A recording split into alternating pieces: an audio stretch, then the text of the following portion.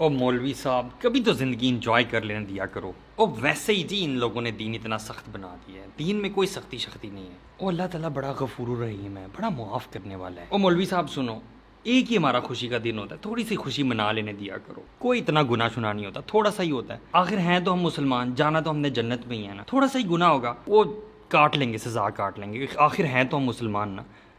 تو my dear brothers and sisters, اس طرح کی باتیں ہمیں آئے روز سننے کو ملتی ہیں. جو بھی شخص ایسی باتیں کرتا ہے, بڑا کلیئر سائن ہے اس چیز کا کہ اس شخص کو اس چیز کی سیریسنس کا پتہ ہی نہیں ہے. حدیث میں آتا ہے کہ وہ شخص جس نے دنیا میں بہت زیادہ نعمتیں دیکھی ہوں گی اور بڑا لگژوریس لائف سٹائل اپنایا ہوگا, تو ایسے شخص کو اللہ تعالیٰ قیامت کے دن جہنم کی ایک گلمپس دکھائیں گے اور ایک غوطہ لگوائیں گے. اور جیسے ہی اس شخص کو جہنم سے باہر نکالیں گے تو وہ یہ کہے گا کہ میں نے تو اپنی ساری زندگی کوئی بلیسنگ, کوئی آرام, کوئی سکون دیکھا ہی نہیں. حدیث سے ہمیں یہ بھی پتہ چلتا ہے کہ بہت سارے لوگ جن کو ذلت اور رسوائی والا عذاب دیا جائے گا, ان کو جہنم میں منہ کے بل گرایا جائے گا.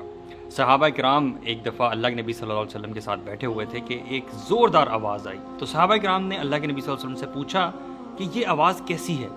اللہ کے نبی صلی اللہ علیہ وسلم نے یہ فرمایا کہ 70 سال پہلے ایک پتھر جہنم میں گرایا گیا تھا اور وہ اب جا کر جہنم کی تہہ میں پہنچا ہے, تو یہ اس کے گرنے کی آواز ہے. جسٹ تھنک اباؤٹ, ایک دن کسی شخص کا ہوا میں معلق رہنا اور گرتے رہنا, اور پھر مہینوں گرتے رہنا, اور پھر سالوں, اور پھر 70 سال تک کسی شخص کا گرتے رہنا, اور تب کسی چیز کی تہہ میں جا کر پہنچنا. اور جہنم کی تہہ بھی ایگزیکٹلی وہی جگہ ہے جہاں پر وہ درخت جس کا ذکر قرآن میں بھی آتا ہے, جس کا نام زقوم ہے, وہ وہیں پہ اگتا ہے, وہیں پہ لگے گا, اور یہ جہنمیوں کا کھانا ہوا کرے گا. تو جہنمیوں کو جب کبھی بھی بھوک لگا کرے گی تو ان کو کھانے میں یہ کانٹے دار درخت دیا جائے گا جو مجبوراً انہیں بھوک کی شدت کے باعث کھانا پڑے گا. اور جب وہ یہ کھائیں گے تو یہ کھانا ان کی آنتوں کو کاٹ ڈالے گا. اور جب کبھی بھی ان کو پیاس لگے گی تو ان کو بوائل واٹر نہیں, بوائل واٹر تو ہم لوگ لیتے ہیں, بوائلنگ واٹر دیا جائے گا, ابلتا ہوا پانی, جو کہ مجبوراً پیاس کی شدت کے باعث ان کو پینا پڑے گا. مائی بردرز اینڈ سسٹر, سوچنے کی بات یہ ہے کہ جو جہنم اتنی زیادہ وحشت ناک ہے اور اتنی زیادہ ٹیریفائنگ ہے,